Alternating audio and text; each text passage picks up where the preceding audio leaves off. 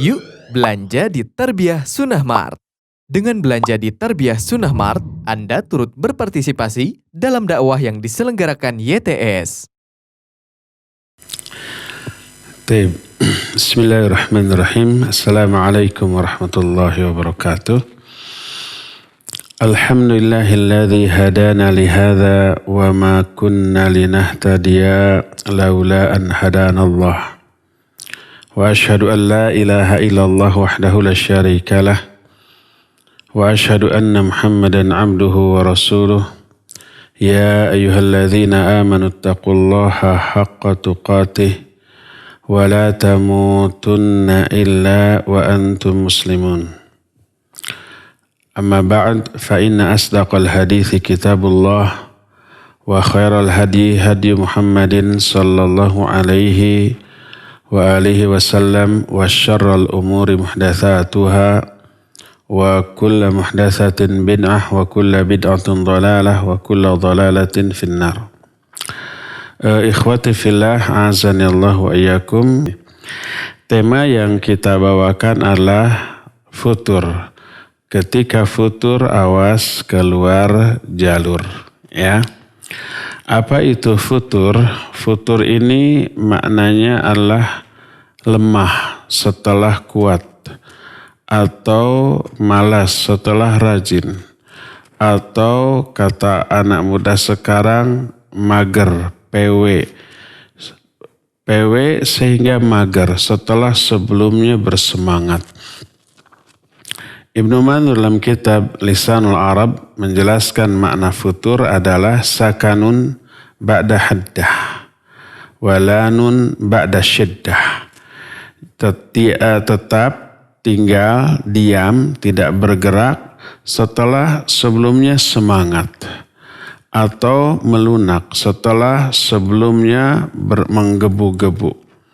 Itulah makna futur. Sehingga yang dimaksud dengan futur adalah lemahnya iman, lemahnya semangat untuk beramal, dan timbul rasa malas untuk melakukan ibadah dan amal soleh, termasuk malas juga mengendur pula semangat untuk menuntut ilmu dan kebaikan-kebaikan yang lainnya. Nah, itulah yang dimaksud dengan futur. Dan futur ini sesuatu yang amat sangat lumrah, wajar, sering terjadi dan teralami sekalipun oleh seorang mukmin. Sebagaimana yang disabdakan oleh Rasul sallallahu alaihi wa alihi wasallam, beliau menyatakan, inna likulli amalin syirrah thumma fatrah. Faman kana fatratuhu ila bid'ah faqad dhalla wa man kanat fatratuhu ila sunnah faqad ihtada. Kata Nabi alaihi salatu wassalam, sesungguhnya setiap amal itu ada masa-masa semangatnya. Ada masa-masa di mana kita menggebu-gebu untuk melakukan ibadah dan amal soleh, lalu setelah itu melemah. Setelah itu kemudian timbul rasa malas untuk melakukan ibadah-ibadah yang sebelumnya semangat dia lakukan. Maka siapa orang yang kemalasannya, kelemahannya cenderung kepada kebid'ahan, maka dia itu sesat.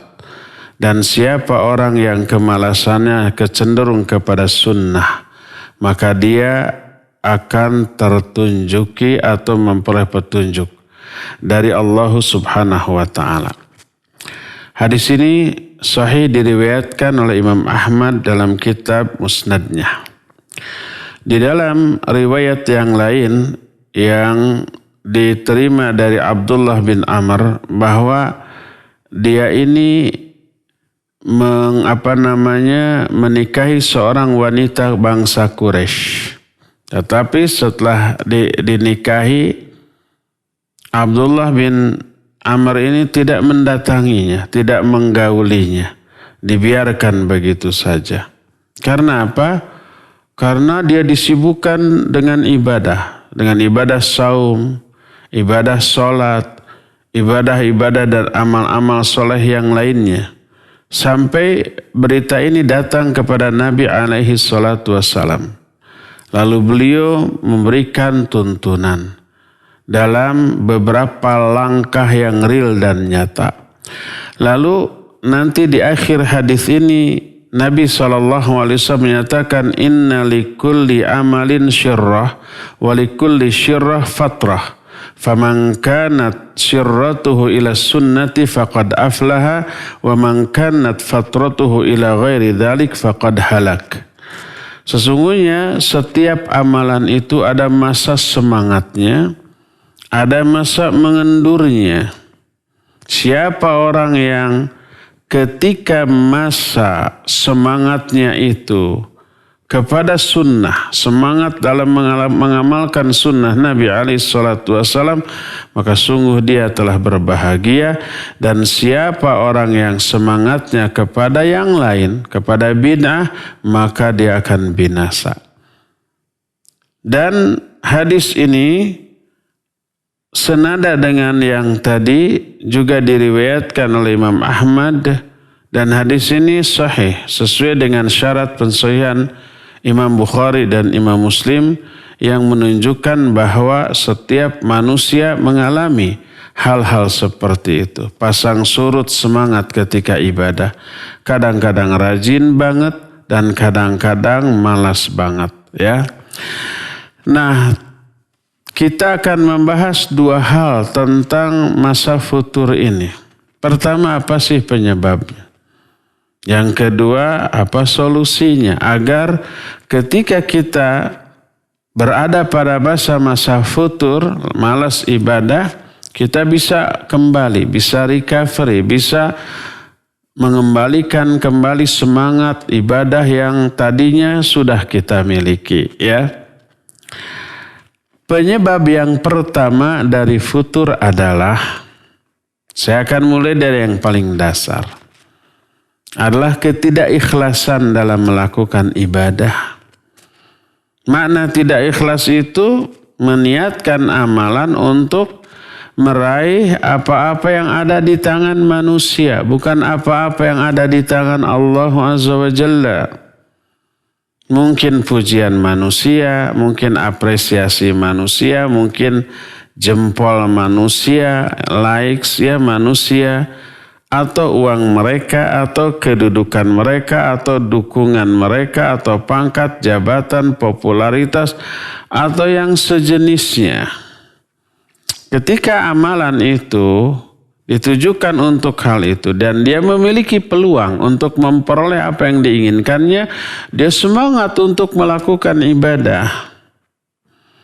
Tapi setelah apa yang diinginkannya tercapai atau gagal, baik berhasil atau dia tidak berhasil dalam memperoleh apa-apa yang dia inginkan dari manusia, barulah mengendur. Ibadah yang tadinya menggebu-gebu dilakukan, sedikit demi sedikit berkurang, akhirnya ditinggalkan sama sekali. Karena tujuannya memang dunia. Bukan karena Allah Subhanahu wa ta'ala. Ketika apa yang dia inginkan itu sudah dia capai, sudah dia peroleh, maka tidak ada lagi yang dia inginkan dengan ibadahnya. Berhentilah ibadahnya. Dan yang seperti ini amat sangat banyak. Orang melakukan saum terus menerus dengan harapan apa? Dengan harapan semoga karirnya naik terus, pangkatnya menanjak terus. Kalau dia dagang, dagangnya laris terus. Kalau dia punya anak yang jomblo, semoga anaknya ini cepat-cepat dapat jodoh. Atau kalau dia sendiri yang jomblo, semoga dengan sering saum ini Allah memperlancar, mempermudah jodoh kepada saya. Malamnya bangun untuk menunaikan tahajud. Apa niatnya? Niatnya agar segala urusan dunianya dipermudah oleh Allah Azza wa Jalla, agar rezekinya lancar, agar kalau dia ketika itu sedang ujian dimudahkan dalam menjawab ujian. Setelah semuanya itu beres, ujian selesai, nilai keluar, tahajudnya berhenti, saumnya berhenti. Kalau ditujukan agar dipermudah jodohnya, setelah jodohnya itu dapat, maka tahajudnya berhenti, saumnya berhenti, amal ibadah, sedekah yang lainnya juga berhenti. Karena memang ditujukan untuk dunia, tidak ikhlas karena Allah Azza wa Jalla. Baik berhasil ataupun gagal, setelah ujiannya selesai ternyata tidak lulus, aduh percuma tahajud dan saum juga, nggak ada efek kepada kelulusan. Akhirnya berhentilah tahajudnya. Kalau jomblo, dia terus tahajud, terus saum, terus berinfak sedekah, semoga jodohnya dapat. 5 tahun nggak dapat juga, aluh ternyata nggak ada hasilnya, tahajud juga, akhirnya berhenti dia. Jadi salah niat, otomatis amal ibadahnya itu ditolak oleh Allah Subhanahu wa ta'ala. Atau mungkin dia membagi dua niatnya. 90% niatnya untuk memperoleh apa-apa yang ada di sisi Allah. Dapat ampunannya, dapat pahalanya, dapat rahmatnya, dapat surganya, dan yang sejenisnya yang ada di sisi Allah.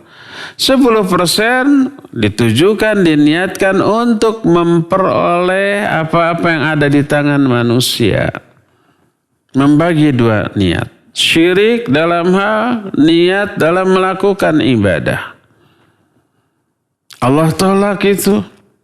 Allah berfirman dalam salah satu hadis qudsi yang sahih riwayat Imam Muslim dalam kitab Sahih Muslim. Allah berfirman, ana aghna syurakai 'anis syirki. Faman 'amila amalan asyraka fihi ma'i ghairi taraktuhu wa syirkahu. Aku ini zat yang paling tidak membutuhkan sekutu, tidak membutuhkan saingan. Maka siapa orang yang mengamalkan satu amalan, tapi dia menyekutukan aku dalam amalan itu dengan yang lainnya, sebagian diniatkan untuk Allah, sebagian untuk yang lain, taraktuhu wa syirkahu. Aku tinggalkan dia, aku tinggalkan perbuatan syirik. Itu syirik. Karena menduakan Allah dalam hal niat dalam melakukan amalan. Innamal a'malu binniyat wa innama likulli imri'in ma nawa. Allah itu paling tidak suka untuk diduakan dalam hal niat. Ya, setiap amal bergantung kepada niat dan setiap orang hanya akan memperoleh apa-apa yang diniatkannya. Berdasarkan hal itulah maka beribadah kepada Allah dengan niat dunia, dengan niat untuk memperoleh apa yang ada di sisi manusia, pujiannya, perhatiannya, dukungannya, uangnya, pangkat yang diberikan, jabatan yang diberikan, kekuasaan yang diberikan, maka berarti dia telah melakukan amalan untuk orang. Berkata Fudail bin Iyad rahimahullahu ta'ala, tarkul amal li ajlin nas riya wal amalu li ajlin nas syirkun. Meninggalkan amalan karena orang, dia meninggalkan amalan itu karena orang, itu riya. Dan beramal karena orang, itu syirik. Lalu apa ikhlas? Ikhlas adalah asa ayyu'afiyanallahu minhuma. Ikhlas itu semoga Allah menyelamatkan kita dari kedua-duanya. Jadi beramal bukan karena orang, meninggalkan amalan, melakukan amalan bukan karena orang, tapi karena apa? Karena Allah Subhanahu wa ta'ala. Karena mengharapkan balasannya dari Allah bukan dari manusia. Balasan dari manusia enggak seberapa. Sekali juga habis, tapi balasan dari Allah bukan hanya seberapa, tapi tak terhitung. Berdasarkan hal itulah maka Karakteristik orang-orang mukmin yang Allah terangkan di dalam Al-Quran ketika berbuat kebaikan untuk meraih wajah Allah, tidak mengharapkan balasan dari orang, bahkan ucapan terima kasih juga tidak. Innama nut'imukum liwajhillah la nuridu minkum jazaa'a wala syukura. Kami memberi makan kepada kalian itu liwajhillah, demi meraih wajah Allah, demi agar bisa melihat wajah Allah di surga nanti. La nuridu minkum jazaa'a wala syukura. Kami tidak menginginkan balasan dari kalian, bahkan juga ucapan terima kasih. Tenuhun-nuhun acan. Makanya orang Arab itu kalau umpamanya melakukan kebaikan kepada kita, lalu kita bilang syukran, apa jawab mereka? La syukra 'alal wajib. Nggak perlu ada ucapan terima kasih untuk sebuah kewajiban. Menolong, berbuat baik kepada orang itu adalah kewajiban. Nggak perlu berterima kasih ya. Ada nggak bahasa kita, bahasa Indonesia atau bahasa daerah, kalau orang lain berkata terima kasih, kita paling jawabnya apa? Sama-sama, sami-sami, terima kasih kembali. Apalagi ya, sudah ya. Nggak perlu berterima kasih. Jarang yang begitu ya. Kalau orang Arab ada apa namanya? La syukra al wajib. Bahasa Sunda, sawang sulna, hatur nuhun, sami-sami, sawang sulna. Bahasa Inggris apa? You welcome, my pleasure. Don't mention it, don't mention it. Nggak perlu disebut-sebut lah, gitu ya intinya. Jadi lillah, innama nut'imukum liwajhillah, la nuridu minkum jazaa'a wala syukura. Ikhlas. Karena Allah subhanahu wa ta'ala. Ya, oleh karena itulah maka orang yang meniatkan amalan secara tidak ikhlas, dijamin dia akan futur. Karena pasti kecewa. Setelah kecewa meninggalkan amalan itu. Ya, kalau toh nggak kecewa, berhasil meraih apa yang dia inginkan dari manusia, sudah berhasil ini, jadi nggak perlu dilanjutkan itu ibadah, lalu berhenti. Dan ingat, ketidakikhlasan dalam melakukan ibadah, bahaya besarnya apa coba? Selain ditolak amalan, selain diazab, ditolak amalan, tidak diberi pahala, diazab, disiksa. Ya sudah capek berbuat. Peribahasa dalam bahasa asing mengatakan capek gawe, teka pake, barjeng diteke. Bahasa Sunda itu. Capek gawe, sudah capek berbuat. Teka pake, enggak kepake, enggak dikasih balasan, imbalan, pahala dari Allah. Barjeng diteke, digetok, diazab oleh Allah subhanahu wa ta'ala. Ada yang lebih mengerikan. Apa?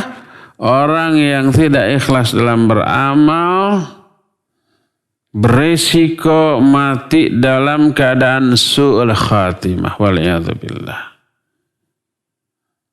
Imam Ibn Rajab Al-Hambali rahimahullahu ta'ala kitab, kitab ini Syarah Arba'in An-Nawawiyah, Jami'ul Ulum wal Hikam namanya.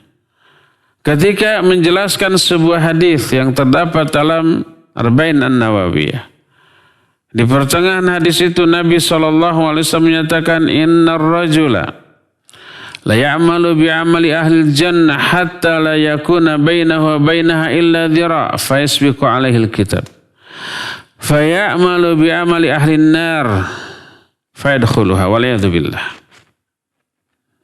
Ada orang yang melakukan amalan-amalan ahli surga. Kerjanya ibadah, kerjanya amal soleh, melakukan kebaikan, kerjanya ngaji, baca Quran, belajar, dan seterusnya.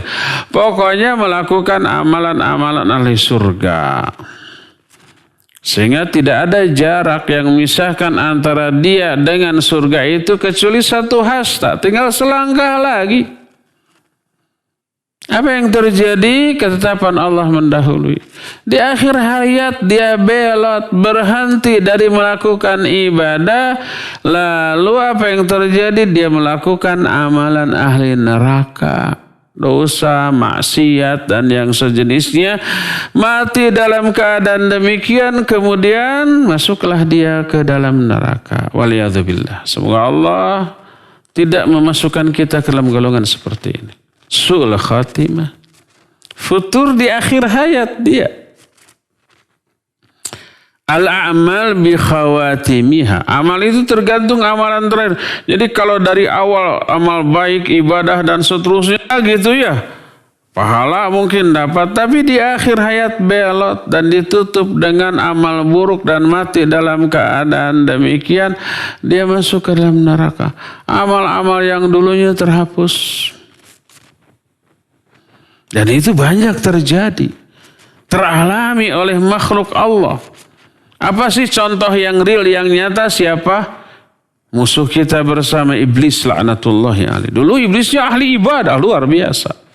Imam Al-Qurtubi menyatakan dalam kitab At-Tadhkirah, sampai-sampai iblis itu setelah ahli ibadah di bumi diangkat oleh Allah ke langit saking mulianya, lalu beribadah selama 80.000 tahun di langit itu dengan ibadah yang hebat, yang dahsyat. Tapi kenapa pada akhirnya dia itu durhaka, su'ul khatimah? Karena ada ketakaburan dalam hati. Ibadahnya melahirkan ketakaburan. Pasti ada yang salah tuh. Ibadah itu melahirkan ketawaduan. Idealnya, mestinya bukan melahirkan kesombongan, ketakaburan. Ibadah itu tanha anil fahsyai wal munkar. Mencegah dari perbuatan keji dan munkar. Setelah ibadah dia harus tawadu. Setelah ibadah akhlaknya jauh lebih mulia. Setelah ibadah dia harus menjadi orang yang menyenangkan setiap orang, disukai setiap orang. Kalau hasil ibadah nyebelin, hasil ibadah angkuh, sombong, ya, takabur, pasti ada yang salah dengan ibadah. Takaburnya iblis tak ada yang tahu kecuali dia dan Allah Azza wa Jalla. Dan Allah mau membongkar ketakaburan iblis. Gampang kalau umpamanya kesombongan seseorang atau satu makhluk ingin dibongkar. Allah menciptakan makhluk yang baru, Adam alaihissalatu wassalam. Junior nih, iblis senior nih, ya. Lalu disodorkan Adam kepada malaikat. Suruh malaikat sujud karena malaikat mah selama ini ibadahnya tulus-tulus aja kepada Allah Azza wa Jalla. Begitu mendengar perintah sujud, sujud. Disodorkan kepada iblis, sujud kamu. Nanti dulu. Wa idh qulna lil malaikati isjudu li adama fasajadu illa iblis aba wastakbara wa kana minal kafirin. Ingat ketika kami berkata kepada para malaikat, sujud kalian kepada Adam. Para malaikat sujud. Iblis nggak mau sujud. Aba, dia enggan. Wastakbaru, takabur. Takabur itu merasa diri besar. Wa kana minal kafir, dan dia jadi makhluk yang kafir. Terus sejak saat itu sampai hari kiamat terlanat dia. Allah bertanya, ma manaka alla tasjuda id amartuk? Apa sih yang menghalangi kamu untuk bersujud ketika aku perintahkan? Apa dia bilang? Ana khairum minhu khalaqtani min nar wa khalaqtahu min tin. Aku lebih baik dari Adam. Coba merasa lebih baik. Kau ciptakan aku dari api, engkau ciptakan dia dari tanah. Dia memakai logika yang keliru. Seolah-olah api lebih baik dari tanah. Padahal menurut orang yang berakal, di mana-mana pun tanah itu jauh lebih baik daripada api. Imam Ibnu Qayyim rahimahullah sampai membeberkan belasan hujah alasan kenapa tanah itu lebih baik daripada api. Pertama, tanah memanfaat untuk semua orang, tidak ada unsur bahayanya kalau api berbahaya. Kedua, tanah mah berdiri sendiri dan bisa membuat selain dirinya menjadi hidup. pohon, manusia, makhluk semua. Api mah nggak bisa berdiri sendiri. Butuh yang lain saking lemahnya. Butuh kayu bakar, butuh kertas, butuh gas. Ketika yang dibakarnya habis, api nggak perlu dibunuh loh. Biarkan saja yang dibakarnya habis lama-lama, setelah yang dibakarnya habis, api ngapain? Mati. Nggak bisa berdiri sendiri. Dan api orang atau zat atau benda yang paling lemah, ya tidak bisa ajeg begini, tung gitu. Ada lagi ajeg juga, ada sedikit tiupan angin yang lembut bergoyang atau api mah ya. Kalau tiupannya keras, mati itu api. Dan banyak lagi lah alasan lain. Logikanya keliru, alasannya salah. Dia merasa lebih baik. Takabur tuh, maka dilaknat. Su'ul khatimah, peraturannya ahli ibadah. Nah, apa sih yang menjadi penyebab orang mati dalam keadaan su'ul khatimah? Ada dua. Pertama, mungkin karena tidak ikhlas dalam beramal. Kedua, tidak mutaba'ah. Karena ini dua syarat diterimanya amal kan, ikhlas dan mutaba'ah. Satu di antara tidak terpenuhi, ditolak, dan Allah bongkar kebobrokan ibadahnya tersebut, kesalahan, kekeliruan ibadahnya tersebut dalam bentuk dimatikan dalam keadaan su'ul khatimah. Jadi kata Imam Ibn Rajab Al-Hambali rahimahullah, beliau menyatakan penyebab orang mati dalam keadaan su'ul khatimah salah satunya ketidakikhlasan, keduanya kebidahan. Kalau dua-duanya ada, ya, dua-duanya umpamanya ya tidak ikhlas, ya tidak mutabah, wah itu sudah tambah kacau. Itu ditolak itu amalan, dan Allah akan tampakkan dalam bentuk orang itu mati dalam keadaan su'ul khatimah. Waliyadzubillah. Ini bahayanya nih. Oleh karena itulah maka penyebab pertama dari futur adalah tidak ikhlas dalam beramal. Ada nggak ikhwan dan akhwat yang ngaji? Awalnya semangat, lama-lama kendur sudah. Akhirnya berhenti sudah. Kalau sudah berhenti ngaji berubah tuh. Kalau ikhwan yang tadinya cingkrang menjadi panjang lagi, menutupi dua mata kakinya. Yang tadinya berjenggot, terus sekarang klimis lagi, dikurut lagi, dikerok lagi, dicukur lagi. Yang tadinya selalu memakai umpamanya baju koko atau bahkan gamis ya, sekarang sudah pakai jeans gitu ya. Dan seterusnya. Ada yang gitu, ada. Kalau akhwat yang tadinya bercadar tiba-tiba dicopot satu persatu. Lama-lama pakai jilbab gaul. Dan yang lebih parah lagi bukan sekedar demikian, jadi benci kepada pengajian. Karena dia tahu dia akan tersingkirkan. Padahal nggak akan disingkirkan. Dia aja yang menyingkirkan diri dari lingkungan yang baik. Itu futur.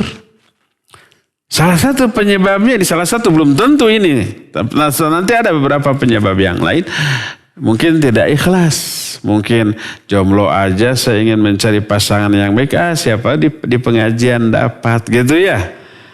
Nah, terlibatlah dia jadi kepanitiaan umpamanya. Kenal sama beberapa lawan jenis, minimal komunikasi lewat WA dan seterusnya. Akhirnya terjadi cinlok. Akhirnya ada komunikasi kepanitiaan. Tolong udah siapkan ini, siap-siap. Setelah beres kepanitiaan, Pak. Ukti mau berangkat jam berapa? Saya jam ini. Ukti hadir nggak? Saya sudah ada di depan gitu ya. Ketika dijawab, Afan saya ada uzur nggak bisa hadir. Nggak semangat tuh. Ada yang begitu? Mungkin ada. Ini bukan pengalaman pribadi, bukan. Pengalaman banyak orang. Ya, yang kemudian curhat kepada saya tentang masalah itu dan apa solusinya. Itu yang pertama. Penyebab pertama futur adalah apa? Ketidakikhlasan dalam beramal. Penyebab kedua, nanti kita akan bahas solusinya di akhir ya. Penyebab kedua futur adalah lebay bahasa kitanya. Berlebih-lebihan dalam melakukan ibadah. Jadi ketika semangat ya melakukan ibadahnya itu berlebih-lebihan. Karena semangat yang menggebu-gebu. Kalau tahajud dia tahajud semalaman. Kalau saum dia saum terus tiap hari. Kalau baca Al-Quran terus sampai serak nggak berhenti itu. Kalau sebelum serak itu ya. Demikian juga kalau baca buku sebelum pinggang ini panas, ya sebelum singsiremen, kesemutan itu nggak berhenti baca buku umpama. Sampai dia mengabaikan aspek lain dari kehidupannya. Dia punya kewajiban kepada keluarga. Kalau dia istri, punya suami, punya anak. Kalau dia suami, punya istri, punya anak. Kalau dia sebagai anak, punya orang tua yang harus dia bantu, yang harus dia senangkan, gitu ya. Berlebih-lebihan dalam melakukan ibadah itu juga bisa termasuk orang itu nanti akan futur. Dan ini diisyaratkan oleh Nabi SAW dalam beberapa hadis. Di antaranya dari Mujahid dia berkata, dakhaltu ana wa Yahya bin Ja'dah ala rajulin minal ansar min ashabi Rasul SAW. Qal Zakaru inda Rasulillah sallallahu alaihi wasallam maulatan li Bani Abdul Muttalib. Faqal innaha qamatil laila wa tasumun nahar. Qal faqala Rasul sallallahu alaihi wasallam lakinni ana anam wa usalli wa asum wa uftir. Faman iqtada bi fahuwa minni wa man raghiba an sunnati falaysa minni. Kata Mujahid, aku dan Yahya bin Ja'dah masuk menemui seorang bangsa Ansor, salah satu sahabat Rasul SAW, untuk minta wejangan, minta hadis, minta nasihat, minta ilmu. Saat itu Nabi SAW sudah tidak ada. Sahabat ini kemudian menceritakan ketika para sahabat berada di samping Rasul SAW, mereka para sahabat itu menerangkan tentang salah satu mantan budak dari Bani Abdul Muttalib. Hamba sahaya wanita ini, dia rajin ibadah. Dia sholat semalaman dan saum sepanjang hari setiap hari. Ya berhenti. Malamnya tidak tidur, siangnya tidak makan. Berkata Rasul sallallahu alaihi wasallam, adapun aku malam tidur dan sholat. Jadi ada masa tidurnya, tidak sholat semalaman. Ada tidurnya, tapi sholatnya juga ada. Tidak sholat terus, tidak tidur terus. Aku pun kadang saum, kadang tidak saum. Maka siapa orang yang mengikuti aku, maka dia termasuk umatku. Tapi siapa orang benci kepada sunnahku, maka dia bukan dari golonganku. Lalu setelah itu beliau menyatakan, inna likulli amalin syirrah, thumma fatrah. Setiap amalan itu ada masa-masa semangatnya, kemudian ada masa-masa melemahnya. Siapa orang yang ketika melemahnya iman beralih kepada bid'ah, dia sesat. Tapi siapa orang yang ketika melemah tetap berpegang kepada sunnah, maka dia akan tertunjuki. Ini hadis yang pertama, yang tadi saya kemukakan diriwayatkan oleh Imam Ahmad. Yang kedua, hadis yang juga saya kutip tadi, ada seorang sahabatnya Abdullah bin Amr, dia menikahi seorang wanita bangsa Quraisy, fakana la ya'tiha. Tapi dia tidak pernah menggauli istrinya. Kenapa? Kana yashkiluhu shaumu was-shalah. Dia tersibukkan oleh saum dan salat. Maka sampailah berita ini kepada Rasul alaihi salatu wassalam. Dipanggilnya Abdullah bin Amr. Lalu kata Nabi SAW, sum min kulli syahrin thalathata ayyam. saumlah kamu 3 hari di setiap bulan. Di pertengahan bulan yang disebut dengan Ayyamul Bid. Dia berkata, Abdullah bin Amr berkata, ana atiqu aktsara min dzalik. Aku bisa mampu lebih dari itu. Lalu oleh Nabi disarankan sum yauman wa aftir yauman. Kalau begitu, saumlah kamu sehari, berbukalah sehari. Saum Daud namanya, ya. Terus Nabi SAW melihat Abdullah bin Amr ini setiap hari menghatamkan Al-Quran. Tiap hari itu. Nabi SAW menyatakan, Iqra al-Quran fi kulli syahr. Baca Al-Quran sebulan sekali tamat. Bukan membaca Quran sebulan sekali. Tapi sebulan sekali tamat, artinya sehari cukup 1 juz lah. Jangan sampai 30 juz sehari selesai. Nanti gak ada waktu untuk yang lain-lain. Kan gitu ya. Sehari sejuz maka sebulan tamat. Dia menjawab, inni atiku aktsara min dzalik. Aku mampu lebih dari itu. Lalu berkata Nabi SAW, Iqrahu fi kulli 15. Kalau begitu baca Al-Quran tamat setiap 15 hari sekali. Jadi 2 juz sehari. Orang itu menjawab, saya mampu lebih dari itu. Kata Nabi, Iqrahu fi kulli samin. Kalau begitu baca sepekan tamat. Sepekan tamat, sepekan tamat. Berarti 30 dibagi 7 berapa tuh? 3 juz ya. 3 kali 7 berapa? 21. 4 juz satu merenan. 7 kali 4 berapa? 28. Oh kurang, masih kurang katang. Berarti 4,5 juz lah sehari. Lalu dia menyatakan, saya masih mampu lebih dari itu ya Rasulullah. Beliau menyatakan, Iqrahu fi kulli thalathin. Kalau begitu tamatkan Al-Quran setiap 3 hari dan jangan lebih dari itu. Lalu beliau menyatakan, inna likulli amalin syirratan wa likulli syirrah fatrah. Faman kanat fatrahu ila sunnati faqad aflaha. Wa man kanat fatratu ila ghairi dzalik faqad halak. Beliau menyatakan setiap amalan ada masa-masa semangatnya dan ada masa-masa mengendurnya. Siapa orang yang masa semangatnya beralih kepada sunnah, mengamalkan sunnah, dia berbahagia. Tapi siapa yang beralih ke bid'ah, maka dia akan binasa. Ini yang kedua.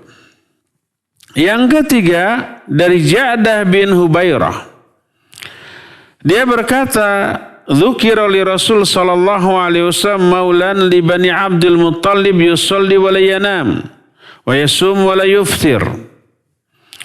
Diterangkan kepada Nabi sallallahu alaihi wasallam salah satu hamba sahaya dari Bani Abdul Muttalib, mantan hamba sahaya dari Bani Abdul Muttalib. Kalau yang tadi perempuan, sekarang laki-laki. Semalaman dia sholat dan tidak tidur. Siang harinya dia saum dan tidak pernah tidak saum. Berkata Nabi SAW, ana usolli wa anam wa asum wa uftir. Kalau aku mah sholat tapi aku juga tidur. Aku saum, kadang-kadang aku tidak saum.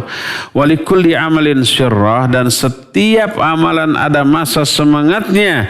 Walikulli syirrah fatrah, dan di saat semangat di tengah-tengahnya ada masa fatrah atau masa futurnya.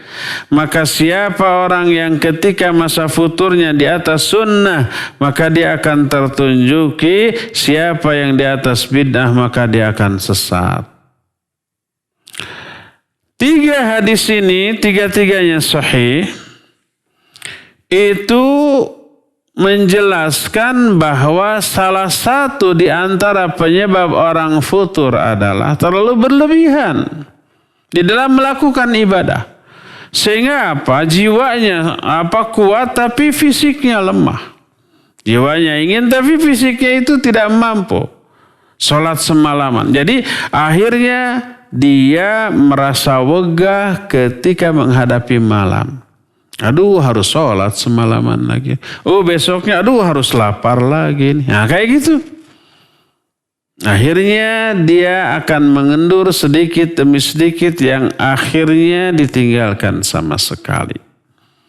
Karena wegahnya, setiap ibadah targetnya harus maksimal. Kalau sholat harus sangat lama. Lama bacaannya, lama rukunya, lama sujudnya, lama duduknya, lama semuanya. Kalau setiap hari harus berlapar-lapar nih. Akhirnya dia mengalami kewegahan ketika melakukan ibadah. Kalau umpama ibadahnya asal-asalan, dia merasa tidak akan dapat pahala yang maksimal. Dia harus maksimal dalam masalah itu. Tapi lelah, capek, pegal, dan yang sejenisnya. Orang yang seperti ini lama-lama berkurang, bahkan sama sekali berhenti pada akhirnya. Futurlah dia. Inilah penyebab yang kedua. Penyebab yang ketiga dari futur adalah kawan bergaul yang buruk. Terpengaruh oleh sahabat-sahabat dekatnya, lingkungan pergaulan yang buruk, sehingga dia terbawa kepada keburukan. Dia ahli ibadah, malam tahajud, biasa tahajudnya nggak lebay seperti poin kedua tadi. Siangnya saum, kalau enggak saum Senin Kamis, mungkin saum Daud atau saum 3 hari pertengahan bulan. Kalau Muharram seperti hari ini, hari Asyura saum, kemarin Tasu'a juga saum. Nanti Arafah saum juga, Arafah sudah berlalu ya. Pokoknya saum begitu. Kalau sholat selalu di awal waktu di masjid. Berjamaah dengan imam. Atau bahkan dia imam. Lalu dia bergaul dengan orang-orang yang lalai dalam melakukan ibadah. Awalnya dia mencoba menarik orang. Pas adzan, ayo kita ke masjid. Lagi asik ngobrol, nantilah. Baru adzan, belum koma, tenang saja gitu kan. Akhirnya ikut ngobrol lagi. Terpengaruhlah. Lama-lama sholatnya tidak lagi berjamaah. Lama-lama tahajudnya mengendur. Lama-lama saumnya pun mengendur. Lama-lama bacaan Al-Qurannya berkurang. Karena pengaruh dari apa? Dari kawan yang buruk. Peribahasa dalam bahasa Arab menyatakan as-sahibus sahib. Sahib itu sahib. Sahabat ini, kawan dekat ini sahib. Sahib itu menarik, bukan menarik interesting, bukan menarik begitu, tapi nggak berdoa, menarik, mempengaruhi, menyeret lah. Sahabat ini menyeret kita kepada karakter mereka. Karakter orang-orang yang menjadi sahabat kita. Kalau umpamanya sahabatnya itu berperilaku baik, kita akan terbawa baik. Tapi kalau buruk, terpengaruh kepada keburukan. Bahkan kalau berkawan dekat dengan orang kafir, tak mustahil kita terseret kepada kekafiran. Berkata Nabi SAW, al-mar'u ala dini khalili, falyanzur ahadukum man yukhalil. Hadis ini hasan riwayat Imam Abu Daud dalam kitab sunannya. Kata beliau, al-mar'u ala dini khalili, seseorang agamanya itu sangat dipengaruhi oleh agama kawannya. Falyanzur ahadukum man yukhalil, maka setiap kalian hendaklah memperhatikan dengan siapa dia berkawan, dengan siapa dia bersahabat. Karena agamanya terpengaruh, baik terpengaruh dari 2 aspek nih. Aspek pemahamannya, aspek pengamalannya. Kita berpemahaman lurus, bergaul dengan orang yang pemahamannya apa? Menyimpang, keliru, banyak syubhat, banyak bid'ahnya, banyak kekeliruannya umpamanya. Terus ngobrol berinteraksi, lama-lama kita terpengaruh. Juga pengamalan dari agama ini. Ya, kita pengamalannya bagus, orang lain pengamalannya buruk. lalai, akhirnya kita terbawa lalai. Maka hati-hati dengan siapa kalian bergaul. Lihat tuh salah satu contoh nyata orang yang punya kawan buruk sampai akhirnya mati dalam keadaan su'ul khatimah. Padahal punya potensi yang besar untuk menjadi orang baik. Jasanya kepada Nabi dan kaum muslimin begitu besar. Tapi mati dalam keadaan musyrik. Siapa? Abu Thalib, paman Nabi SAW. Beliau melindungi keponakannya yang sekaligus Nabi, ya, dari intimidasi orang-orang kafir Quraisy. Di akhir hayat sebelum meninggal oleh Nabi SAW ditalqin untuk mengatakan la ilaha illallah, ya ammi qul la ilaha illallah kalimatan asyhadu laka biha indallah. Hai pamanku, ucapkan olehmu la ilaha illallah, satu kalimat yang aku akan menjadi saksi bagimu di akhirat nanti di hadapan Allah dengan kalimat itu. Tapi apa yang terjadi? Di sana ada kawan-kawannya orang musyrik, ada Abu Jahal di sana, ada Abu Lahab di sana, ya. Lalu mempengaruhi ya Abu Talib, atarghabu an millati Abdul Muttalib, hai Abu Talib, jangan kamu katakan la ilaha illallah. Apa kamu benci kepada agama Abdul Muttalib, nenek moyang kita, orang tua kita? Diganggu terus. Akhirnya mati dalam keadaan musyrik. Efek buruk dari seorang kawan, seorang sahabat, kawan bergaul yang dekat. Oleh karena itulah maka siapa orang yang tadinya rajin ibadah, melakukan banyak kebaikan dan amal soleh, tapi salah gaul, berada di lingkungan yang buruk, memiliki kawan-kawan yang lalai dalam melakukan ibadah, akhirnya dia pun terbawa ikut lalai. Futurlah dia, melemahlah imannya. Inilah penyebab yang ketiga. Penyebab yang keempat. Kita agak sedikit ngebut waktunya sebentar lagi. Penyebab futur yang keempat adalah banyaknya melakukan dosa dan maksiat. Yang penyebabnya banyak. Kenapa dia itu dosa maksiat? Ya, yang jelas terpengaruh oleh lingkungan, tergoda oleh setan, cinta duniawi dan seterusnya. Sehingga terjerumus dalam dosa dan maksiat. Apa efek dari dosa? Efek dari dosa itu, hidayah yang pernah Allah berikan kepada dia dicabut. Apa efek buruk selanjutnya? Allah sesatkan hatinya. Hati kita itu tidak bisa diatur, dimanage oleh kita. Diaturnya itu oleh Allah, diberi hidayah atau disesatkannya oleh Allah. Allah menyatakan, "May yahdihillah fala mudhillalah wa may yudlil fala hadiyalah." Coba lihat. May yahdihillah, siapa orang yang diberi hidayah oleh Allah, fala mudhillalah, tak ada seorang pun yang bisa menyesatkan dia. Wa may yudlil, dan siapa yang disesatkan oleh Allah, yang menyesatkan Allah. Orang sesat itu bukan sesat dengan sendiri, oleh Allah disesatkan. Fala hadiyalah, tak ada seorang pun yang bisa memberikan hidayah kepadanya. Loh, kok bisa Allah menyesatkan orang? Iya, Allah menyesatkan dia sebagai hukuman atas kesalahan dia sebelumnya. Bukan sewenang-wenang, bukan semau gue. Hidayah itu adalah pahala dan kesesatan itu hukuman. Hidayah itu Allah akan berikan kepada orang yang melakukan sebuah amalan. Salah satu balasan dari sebuah amalanlah hidayah untuk melakukan amalan lainnya. Berkata Imam Ibn Rajab Al-Hambali dalam kitab Lataiful Ma'arif, bab wadhaif syahri Syawal.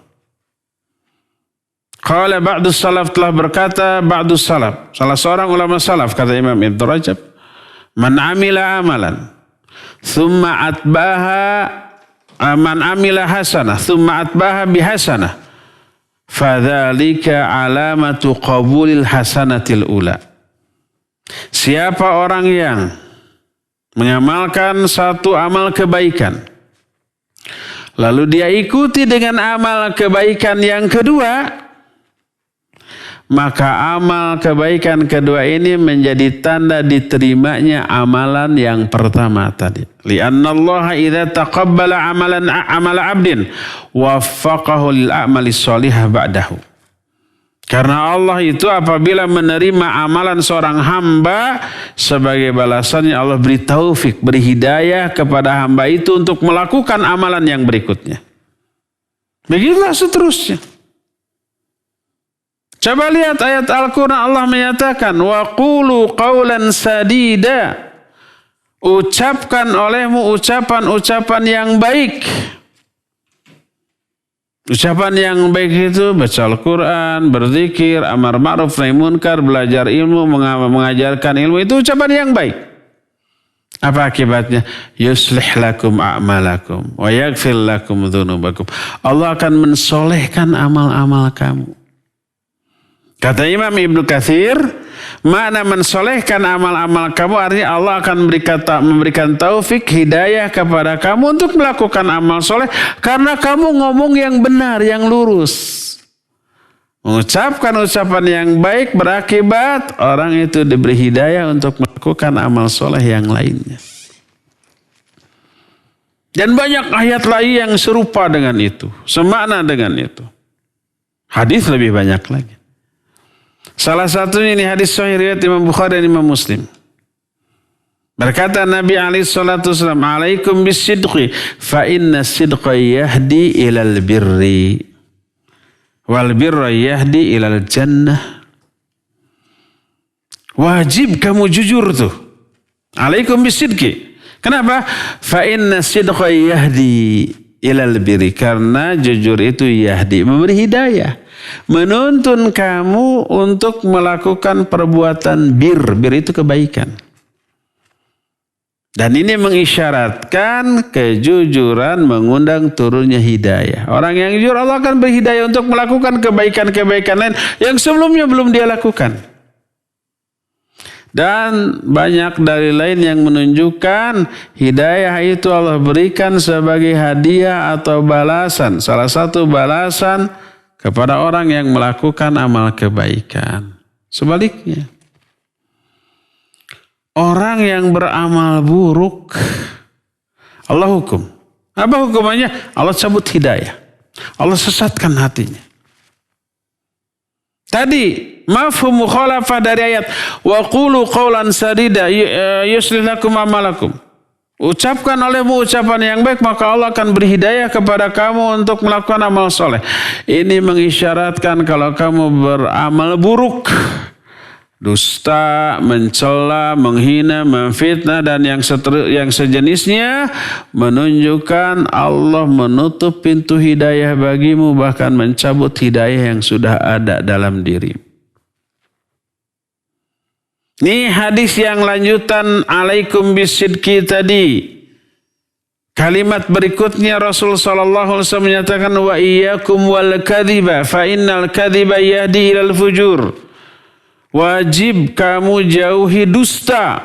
Kenapa? Li'annal kadhiba, karena dusta itu yahdi ilal fujur, menyeretmu, menuntunmu kepada perbuatan fujur. Kata Syekh Al-Utsaimin rahmatullahi alaih, fujur ini ada dua bentuknya. Pertama, khuruj anit ta'ah, keluar dari ketaatan. Sebelum dia berdusta, dia taat. Malamnya tahajud, siangnya saum, banyak baca Al-Quran. Setelah dia berdusta, dia berhenti tahajudnya, dia berhenti saumnya, dia berhenti baca Qurannya, dia berhenti amal baiknya. Keluar dari ketaatan, itu fujur. Allah cabut hidayah kebaikan dari dia karena dusta. Ini fujur yang pertama, keluar dari ketaatan, berhenti dari melakukan amal soleh. Fujur yang kedua, al-wuqu' fil ma'asi, terjerumus dalam dosa atau kemaksiatan yang sebelumnya belum dia lakukan. Umpamanya, sebelum dia berdusta, dia tidak pernah menggunjing orang, dia tidak pernah memfitnah orang, dia nggak pernah mencela, menghina orang, nggak pernah, pantang bagi dia. Setelah berdusta kok jadi berani ya? Itu hukuman dari Allah.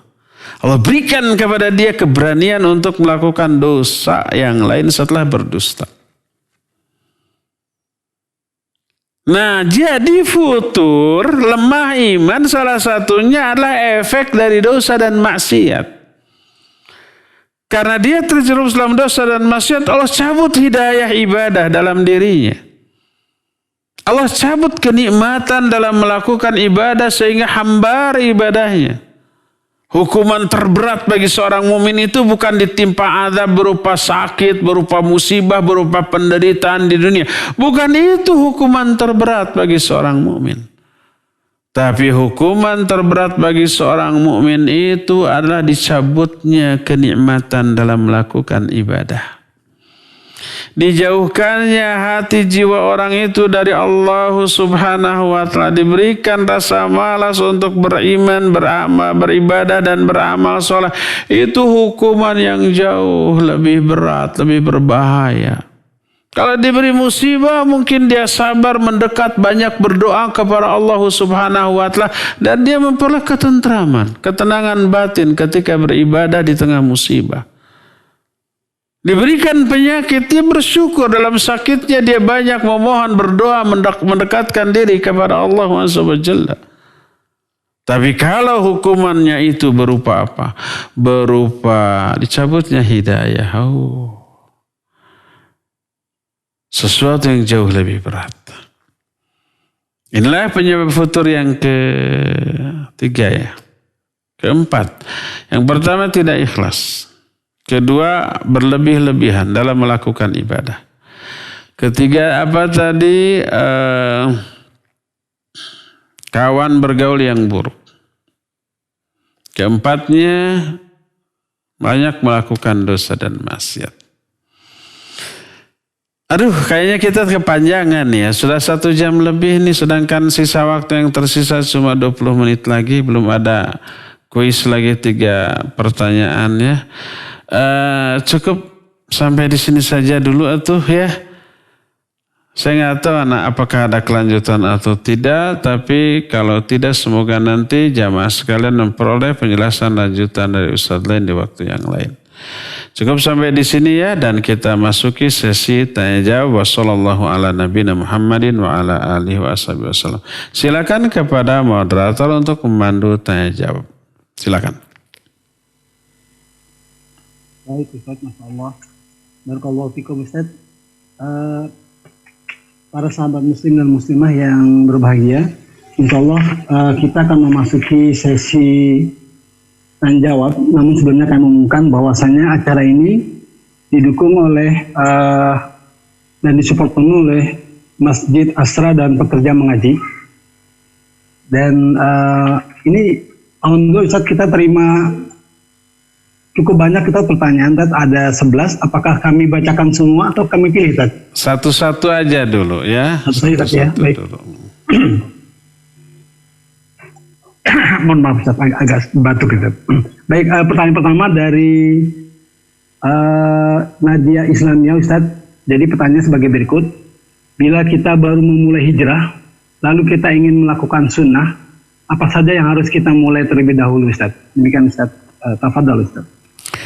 Barakallahu fiik. Pertanyaan pertama, bila kita memulai hijrah, sunnah apa saja yang harus didahulukan? Ya, pertanyaan yang bagus. Ketika awal kita hijrah, yang harus kita lakukan adalah perkokoh fondamen dasar dari hijrah tersebut. Jangan yang lain-lain dulu. Apa fondasi hijrah itu? Ilmu yang melahirkan iman yang benar. Karena hijrah itu wajib dilandasi oleh iman. Dan di dalam iman sudah tercakup ilmu. Allah menyatakan, Innal ladzina amanu wa hajaru wa jahadu bi amwalihim fi anfusihim fi sabilillah bi amwalihim wa anfusihim. Orang-orang beriman, kemudian hijrah, kemudian jihad. Iman dulu, baru hijrah. Dasarnya hijrah adalah iman. Dan di setiap lafaz iman terkandung ilmu. Iman yang dilandasi oleh ilmu. Setiap lafaz iman dalam Al-Quran dan hadis sudah terkandung ilmu. Karena dari ilmulah lahir al-iman. Allah berfirman, fa'lam annahu la ilaha illallah. Ketahuilah oleh kamu, ilmuilah, fahamilah tentang la ilaha illallah. Jadi perintah Allah mengilmui, memahami, mempelajari la ilaha illallah, kalimatut tauhid. Hasil mempelajari ini lahirlah iman yang benar. Oleh karena itulah ketika para ulama menjelaskan 4 kewajiban. I'lam rahimakallah yajibu alaina ta'allumu arba'ati masail. Ketahuilah wahai saudaraku yang semoga Allah merahmati, wajib bagi kita mempelajari 4 masalah. Pertama ilmu, kedua amal, ketiga dakwah, keempat sabar. Apa dalilnya? Wal asri. Wal asri innal insana fi khusr illa alladziina amanu. Ini dalil bagi wajibnya berilmu. Orang-orang beriman, iman yang lahir dari ilmu. Bukan iman ikut-ikutan, bukan iman yang lahir dari kebodohan, dari ilmu. Wa amilus sholihat, ini amal. Wa tawassaw bil haq, ini dakwah. Wa tawassaw bis sabr, ini kesabaran. Jadi perkuat dulu fondasi ilmu ketika hijrah agar tertuntun. Ilmu itu cahaya. Kalau umpama kita berjalan di tengah kondisi yang gelap gulita, bisa nggak kita mengarah ke arah yang benar? Tidak bisa. Gelap itu nggak bisa tahu mana utara, selatan, barat, timur. Arah yang kita akan tuju kemana kita nggak tahu. Jalan yang akan kita injak, yang akan kita lalui, kita nggak tahu. Apakah yang kita injak ini ada kerikil tajam, ada beling, ada duri, atau ada ular yang lagi bobok di sana pas keinjak dia ngigit, ataukah aman-aman saja? Kita nggak tahu. Tapi begitu ada cahaya obor atau senter, oh tahu ke jalannya ke sana. Awas ada duri, kita langkahi. Awas ada batu, kita hindari. Awas ada ular, ya kita pergi ke arah lain. Kalau ada cahaya tertuntun kita, dan cahaya itu ilmu. Al ilmu nurun. Ilmu itu cahaya, ya. Berdasarkan hal itulah maka yang pertama kali harus dilakukan oleh orang yang awal hijrah, ngaji. Sehingga tahu antara yang benar dan yang salah, yang halal dengan yang haram, yang sunnah dengan yang bidah, yang baik dengan yang buruk, ya. Tahu kemana kita harus melangkah. Dari hasil ngaji ilmu itu lahir iman yang kuat. Iman ini memberi dorongan yang kuat untuk beramal dan menjadi filter dari seluruh keburukan, menjadi perisai untuk menepis seluruh godaan. Dan iman itu lahir dari ilmu. Kuat lemahnya iman sangat dipengaruhi oleh seberapa mendalam keilmuan dia tentang syariat ini. Itu yang harus pertama kali dilakukan oleh orang yang hijrah. Jangan macam-macam dulu. Baru hijrah sudah dakwah. Hanya karena dia tokoh. Keliru dia. Ya. Baru hijrah kemudian sudah menjadi host. Ya keliru dia. Dia itu begitu hijrah itu langsung harus belajar dulu. Walaupun dari batas tak gitu. Harus belajar terlebih dahulu. Memperkokoh fondasi dari hijrah dia. Memperkokoh iman dia yang dilandaskan pada ilmu. Itulah yang pertama kali harus dilakukan. Sehingga jalan-jalan hidupnya, langkah-langkah selanjutnya seusai hijrah menjadi terbuka lebar, terang benderang, jelas mana yang harus diinjak, mana yang harus dihindari. Ya, ke arah mana dia harus melangkah, mana yang membahayakan, mana yang bermanfaat. Dengan ilmu kita tahu. Inilah yang pertama harus dilakukan, yaitu terus ngaji, menuntut ilmu, banyak bertanya kepada orang-orang yang berilmu. Wallahu a'lam. Silakan lagi. Jazakallah Ustaz. Ini Ustaz ada beberapa pertanyaan yang sama, Anda coba gabung Ustaz. Ya. Nomor 2 dari ini namanya saya tidak ada namanya. Jadi dari seseorang hamba Allah ini Ustaz. Bismillah Ustaz, jika teman Anda sedang futur dan Anda sebagai kawannya mengingatkan, tetapi dia berkata tidak ingin kembali seperti dulu. Bagaimana Ustaz? Ini Anda lanjutkan dengan pertanyaan lain. Ya. Apakah hal itu berdosa Ustaz? Apabila tidak mengingatkan kawan tersebut. Demikian. Tafadhal Ustaz. Barakallahu fik. Ada orang setelah futur diingatkan, dia enjoy dengan kefuturannya. Diingatkan, saya nggak mau kayak dulu.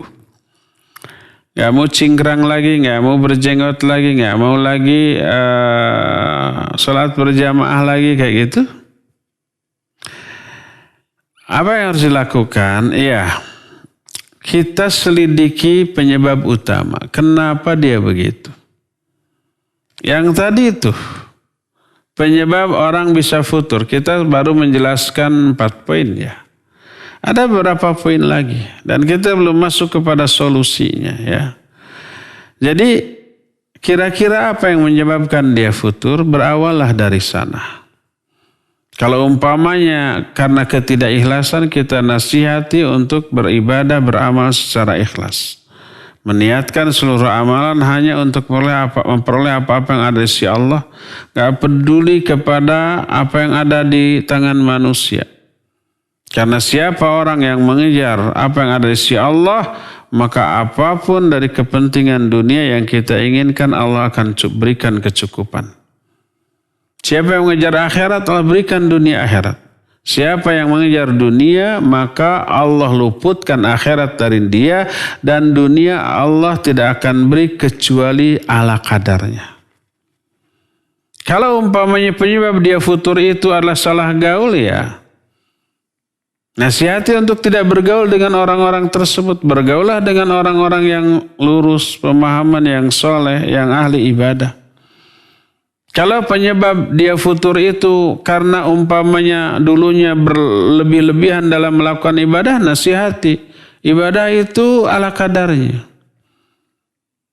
Kata para ulama gitu ya, mereka mengatakan satu ungkapan, al-iqtisadu fis sunnah khairun minal ijtihadi fil bid'ah. Sederhana di atas sunnah jauh lebih baik daripada bersungguh-sungguh di atas sebuah kebidahan. Jadi bukan ala kadarnya artinya kurang-kurangan dalam ibadah. Beribadahlah sesuai dengan kapasitas kemampuan kita. Kalau kita mampunya tahajud dia hanya 1 jam, cukup 1 jam. Jangan sampai lebih dari itu. Lebih dari itu akan menimbulkan madarat. Kalau umpamanya kita sanggupnya hanya Senin Kamis, sudah Senin Kamis. Jangan memaksakan saum Daud atau tiap hari saum. Dan seterusnya ya. Jadi cari akar masalahnya, mulailah menasihati dari hal itu. Kalau umpamanya dibiarkan gimana? Apa dosa apa tidak? Ya, dosa. Karena apa? Salah satu kewajiban seorang muslim adalah menasihati. Hakul muslim al muslim. Dalam satu hadis khamsun, dalam hadis lain sittun. Salah satunya adalah saling menasihati. Ya, antar sesama muslim. Mencintai sama muslim yang salah satu aplikasi nyata dari cinta sama muslim, menasihati, mengingatkan ketika dia lupa, memberikan wejangan ketika dibutuhkan. Seperti itulah ya.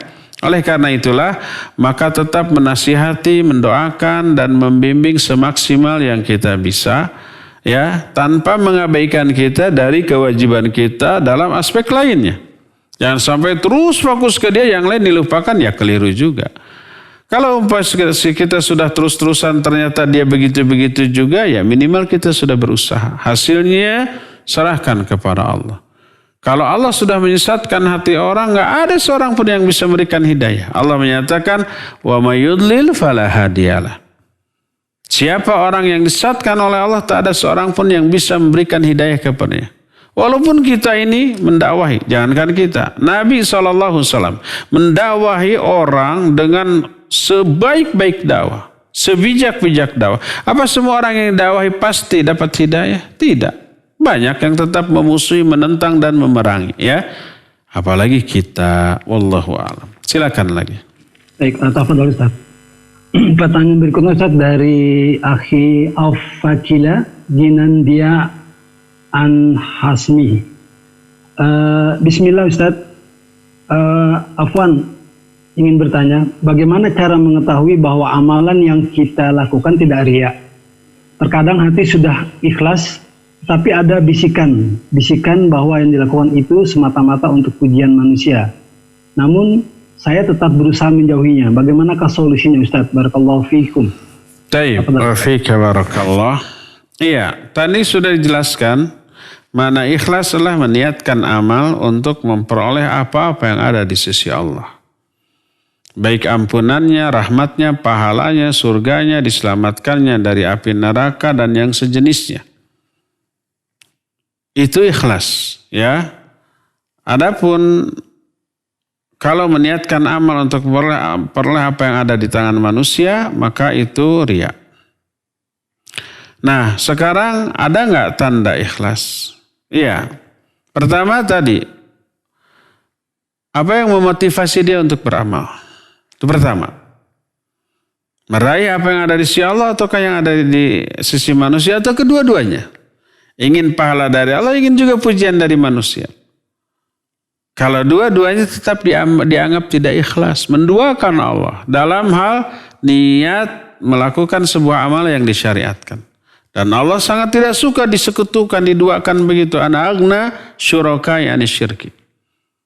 Aku adalah zat yang paling tidak membutuhkan sekutu, tidak membutuhkan tandingan, tidak membutuhkan saingan atau yang sejenisnya.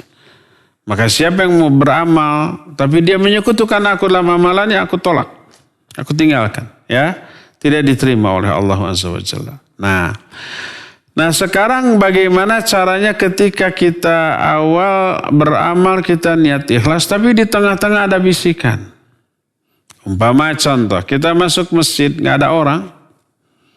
Kita sholat tahiyatul masjid ikhlas karena Allah.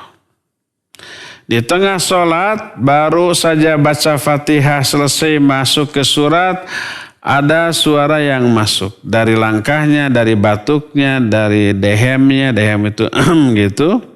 Aduh, ini calon mertua nih. Langsung masuk bisikan setan. Ayo, mumpung ada calon mertua nih, khusyukan, panjangkan sholatmu, tangiskan, ya, ekspresikan dengan ekspresi yang serius. Sesegukannya kencengkan tuh mumpung ada calon mertua. Siapa tuh beres sholat langsung akad. Umpamanya begitu. Mungkin. Atau karyawan ya sholat di perusahaan, di musola perusahaannya. Baru rakaat pertama, masuk rakaat kedua, datang bosnya, kedengaran tuh bosnya. Lalu dia berubah. Yang tadinya biasa-biasa saja lalu dikhusus-khusukan. Biar dipercaya, biar dinaikkan gajinya. Biar karirnya menanjak, biar diberikan dapat promosi dan seterusnya. Kalau ada di tengah-tengah amalan bisikan untuk riya, segera hentikan keriaannya. Bukan menghentikan sholatnya. Bukan menghentikan amalannya. Segera balikan lagi ke niat awal. Ya. Ta'awudlah kepada Allah dari godaan setan. Itu adalah godaan setan. Kita berusaha, berjuang, berjihad untuk menolak hasutan setan dan mengembalikan niat ke awal. Sebodoh amat mau ada mertuamu tidak. Mau jadi dinikahkanmu tidak. Salat saya ini hanya untuk Allah Azza wa Jalla. Hanya untuk meraih apa-apa yang ada di sisi Allah. Kembalikan kepada keadaan semula. Maka dia tidak berdosa. Jadi munculnya hasutan itu yang disebut waswas dari setan. Yang kata Imam Al-Qurtubi, waswas itu bisikan setan yang ini isi bisikannya langsung masuk, muncul dalam hati tanpa terdengar suara apapun di telinga. Tiba-tiba saja muncul. Itu waswas dari setan. Dan itu bukan ikhtiar kita. Bukan menyengaja kita memunculkan itu, enggak. Tapi langsung muncul begitu saja sampai munculnya bisikan itu kita tidak dosa. Juga tidak berpahala. Berdosa atau berpahala dilihat dari respon kita menyikapi bisikan itu. Kalau diikuti, oh ya mumpung ada calon mertua. Dia ikuti kemudian bisikan itu. Dia sesegukan, pura-pura menangis. Dia lamakan sujudnya, dia lamakan rukunya, dia lamakan bacaannya. Ya. Karena mumpung ada calon mertua berarti dia dosa. Amal itu tertolak. Dan dia terancam azab karena riya di dalam beramal itu adalah maksiat. Tapi kalau umpamanya begitu muncul keinginan untuk dipuji oleh calon mertua. Lalu dia sadar, wah ini godaan syaitan, dia ta'awudz. Boleh membaca ta'awudz, boleh di tengah sholat sunat. A'udzubillahi minasyaitonirrajim. Lalu kembalikan lagi kepada niat semula. Bahwa sholat ini hanya untuk Allah, bukan untuk orang. Maka dia berpahala karena sudah berhasil untuk apa? Menepis godaan setan, merusak sholatnya. Ya, maka sholatnya terus berpahala dan dia memperoleh pahala dari hasil perjuangan memerangi setan di tengah-tengah bisikan godaan di tengah-tengah sholatnya. Ya, demikian wallahu a'lam bishawab. Terakhir ya. Terakhir Ustaz ya. Baik Ustaz, Ya. Anak ini pertanyaan yang presentatif Ustaz. Ustaz, bagian besar memang pertanyaannya terkait dengan solusi Ustaz. Tapi ada satu pertanyaan yang cukup menarik Ustaz. Jadi dari saudari Siska Meyana, beliau bertanya begini Ustaz. Ustaz, apakah seorang yang sudah hijrah, yang sudah berusaha hijrah, tapi masih ada dosa, dalam hal ini ada riba yang belum mampu diselesaikan? Apakah ini mungkin waktu itu mengganggu keistiqomahan tersebut Ustaz? Karena kalau yang lain hampir sama Ustaz pertanyaan tentang solusi. Jadi demikian Ustaz, apa dulu Ustaz? Kita belum masuk kepada solusi ya, waktunya tidak cukup. Ya, fokus ke pertanyaan. Bagaimana kalau kita melakukan transaksi riba sebelum kita hijrah? Karena nggak tahu atau karena nggak peduli. Setelah berlangsung transaksi ini dan belum selesai, tenggang waktunya 5 tahun mungkin. Kredit mobil, kredit rumah. Kalau rumah bisa 10 tahun lebih ya. Kalau kredit mobil bisa 3 tahun. Ada juga yang maksimal 5 tahun. Nah, setelah hijrah ini masih berlangsung nih riba ini. Nggak bisa kita menutupinya. Bagaimana? Ya, pertama tentu saja sisa riba yang ada harus tetap kita selesaikan. Nggak bisa kita kabur. Kabur malah tambah berbunga. Tambah dikejar-kejar oleh debt collector nanti. Ya. Nah, yang harus kita lakukan berupayalah untuk melunasi. Walaupun kita harus menjual sebagian aset. Kalau itu mobil, coba jual. Mobil itu, memiliki mobil tidak wajib. Ya, masih banyak alat transportasi lain bisa dengan motor gitu. Bahkan motor sekarang lebih efektif, apalagi di Jakarta. Di Bandung juga begitu, sekarang lebih efektif pakai motor daripada mobil gitu ya. Cuma risikonya panas kepanasan, hujan kehujanan. Tapi hujan ada jas, panas juga ada angin gelembung. Dingin gitu ya, enak. Nah, jual sebagian aset, lunasi. Yang pertama taubat tentu saja ya dari transaksi riba. Dan tidak melakukan lagi transaksi riba di masa yang akan datang segawat apapun keadaan. Yang kedua selesaikan. Kalau harus menjual sebagian aset, jual sebagian aset. Untuk melunasi itu agar harta kita barokah. Atau cara lain cari pinjaman ke sesama ikhwan akhwat yang punya uang. Nanti kita mencicil ke dia tanpa bunga. Asal kita benar jujur. Saya sempat tuh terkena getahnya ya. Ketika umpamanya ada orang ya yang curhat seperti itu di pengajian, saya bilang coba mungkin ada di antara jamain yang punya banyak uang kemudian mau membantu dia ya, memberikan pinjaman lalu dicicil tanpa bunga. Si penolong ini dapat pahala yang besar. Dia terbebas dari dosa. Beres kajian langsung ada WA ke saya, Ustadz minta nomor telepon si orang tadi, saya siap bantu. Saya hubungkan, saja sudah. Selanjutnya terserah mereka berdua. Beberapa bulan yang akan datang ada telepon komplain, Ustadz orang yang saya bantu kemarin itu kabur. Tidak dilunasi cicilannya. Nomor HP-nya diganti. Ya, rumahnya ternyata entah dijual, entah ngontrak pindah ke yang lain. Saya tidak mengusutnya, gimana tuh Ustaz? Aduh, saya jadi kena getahnya. Akhirnya apa yang terjadi? Orang itu kapok memberi pertolongan apapun lagi kepada orang lain. Takut gitu lagi. Ada orang yang kayak begitu tidak amanah, sudah dibantu malah khianat. Ya. Oleh karena itulah maka coba jaga kepercayaan tersebut. Jadi transaksi riba yang sudah dilakukan ya harus diselesaikan. Setelah kita tobat, insya Allah tobat kita diterima. Dosa ribanya terhapus. Tapi ini selesaikan dulu. Kalau nggak ada solusi lain kecuali harus terus ya, mencicil setiap bulan karena kemampuannya begitu, ya lakukan itu. Gimana lagi? Sampai selesai. Tapi begitu ada rezeki langsung semaksimal mungkin dibayar segede mungkin agar hutang cicilannya lebih kecil lagi. Agar lebih cepat lunasnya. La yukallifullahu nafsan illa wusaha. Ya, jadi sesuai dengan kemampuan kita. Fattaqullah mastata'tum. Bertakwalah kalian kepada Allah sesuai dengan batas kemampuan kalian. Kalau di luar batas kemampuan ya gimana lagi? La yukallifullahu nafsan illa wusaha. Ya. Jadi pertama lunasi segera walaupun harus menjual sebagian aset atau pinjam kepada orang yang percaya kepada kita ya. Dengan umpamanya ini rumah saya ini jelas, ini sertifikatnya silakan tahan atau gimana lah, gitu ya. Atau umpamanya ini SK PNS saya coba tahan gitu dan seterusnya gimana ya. Bahwa saya tidak akan kabur dan saya tetap akan mencicil. Banyak cara ya. Kalau semua itu tidak dilakukan karena ketidakmampuan, nggak ada orang yang percaya.